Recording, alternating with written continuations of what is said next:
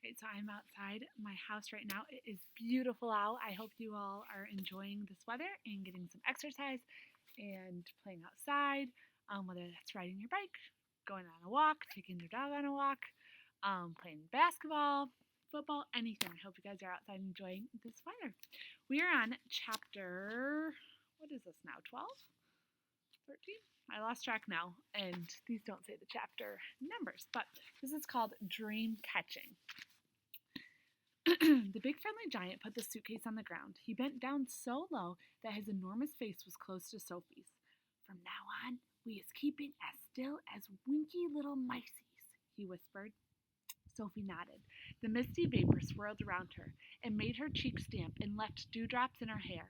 The BFG opened the suitcase and took out several empty glass jars. He set them ready on the ground with their screw tops removed. Then he stood up very straight. His head was now high up in the swirling mist, and it kept disappearing, then appearing again. He was holding the long net in his right hand. Sophie, staring upwards, saw through the mist that his colossal ears were beginning to swivel out from his head. They began waving gently to and from. Suddenly, the BFG pounced. He leaped high in the air and swung the net through the mist with a great swishing sweep of his arm. Got him! He cried. A jar! A jar! Quick, quick, quick! Sophie picked up a jar and held it up to him. He grabbed hold of it. He lowered the net. Very carefully, he tipped something absolutely invisible from the net into the jar. He dropped the net and swiftly clapped one hand over the jar. The top, he whispered. The jar top, quick! Sophie picked up the screw top and handed it to him. He screwed it on tight, and the jar was closed. The BFG was very excited. He held the jar close to one ear and listened intently. It's a wink squiffler, he whispered with a thrill in his voice. It's even better. It's a fizz wizard. It's a golden fizz wizard. Sophie stared at him. Oh my, he said, holding the jar in front of him.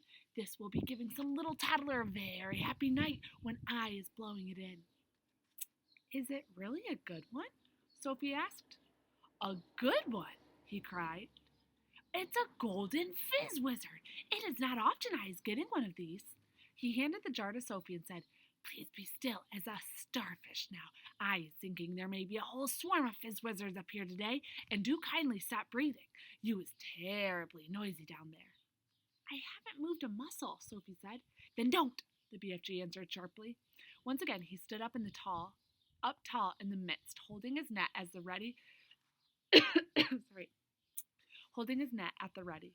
Then came the long silence, the waiting, the listening, and at last, with surprising suddenness, came the leap and the swish of the net. Another jar, he cried. Quick, quick, quick! When the second dream was safely in the jar and the top was screwed down, the BFG held it to his ear. Oh no, he cried. Oh, mine's the maggots. Oh, swipe my swoggles. What's the matter? Sophie asked. It's a trogglehumper, he shouted. His voice was filled with fury and anguish. Oh, save our solos, he cried. Deliver us from weasels. The devil is dancing on my dibbler.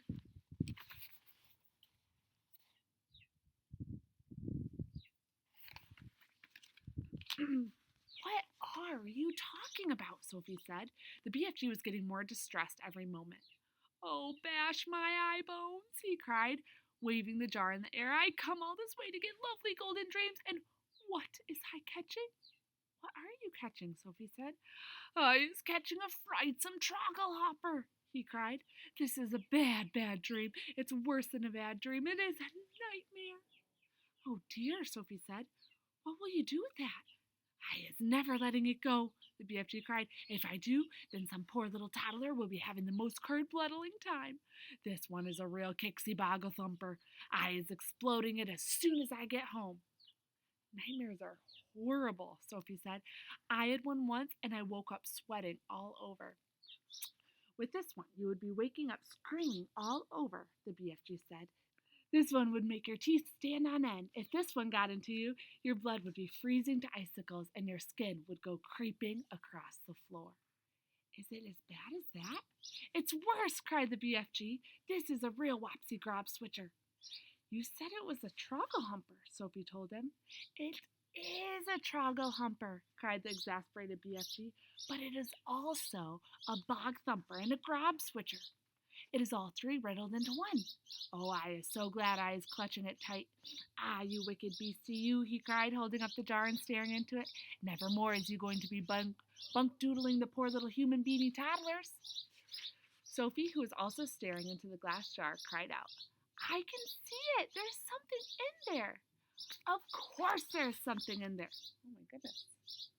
Do you guys hear that bird? That bird is so loud. It's listening to our book. It must like the book. Of course there is something in there, the BFG said. You was looking at a frightsome trogglehumper. But you told me dreams were invisible. They is always invisible until they is captured, the BFG told her. After that, they is losing a little of their invisibility. We is seeing this one very clearly. Inside the jar, Sophie could see the faint scarlet outline of something that looked like a mixture between a blob of gas and a bubble of jelly. It was moving violently, thrashing against the sides of the jar and forever changing shape. It's wiggling all over the place, Sophie cried. It's fighting to get out. It'll bash itself to bits. The nastier the dream, the angrier it is getting when it is in prison, the BFG said. It is the same as with wild animals. If an animal is very fierce and you is putting it in a cage, it will make a tremendous rumpledumpus. If it is a nice animal like a cockatoodle-doo or a frogglefrump, it will sit quietly.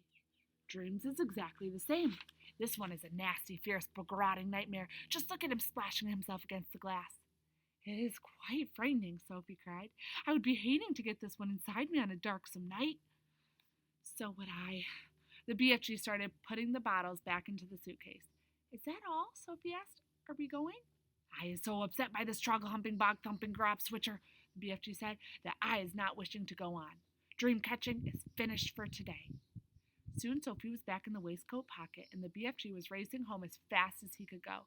When at last they emerged out of the mist and came again onto the hot yellow wasteland, all the other giants were sprawled out on the ground, fast asleep.